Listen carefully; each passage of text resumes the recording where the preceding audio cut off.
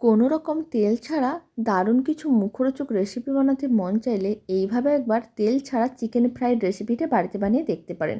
প্রথমে 500 গ্রাম boneless chicken নিয়েছিলাম, তার মধ্যে স্বাদ অনুযায়ী দিলাম লবণ আর দিলাম অল্প একটু হলুদ গুঁড়ো, আর আমি দিচ্ছি লঙ্কার গুঁড়ো। এবার আমি দিয়ে দিলাম জিরে গুঁড়ো, ধনে গুঁড়ো আর বেশ কিছুটা পরিমাণ কুচনো পেঁয়াজ।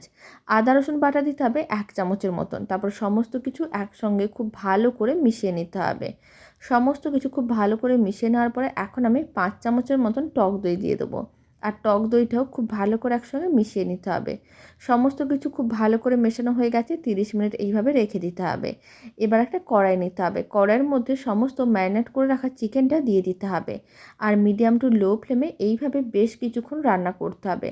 ফ্লেমটা হাইতে রাখা যাবে না, তাহলে কিন্তু চিকেনগুলো ছিবড়া হয়ে যাবে। তাই এইভাবে প্রথমে 10 মিনিট রান্না করে নিয়েছিলাম। যখন চিকেন থেকে জল বেরোনো শুরু করে দেবে, তখন এর মধ্যে দিয়ে দিতে হবে কয়েকটা কারি পাতা।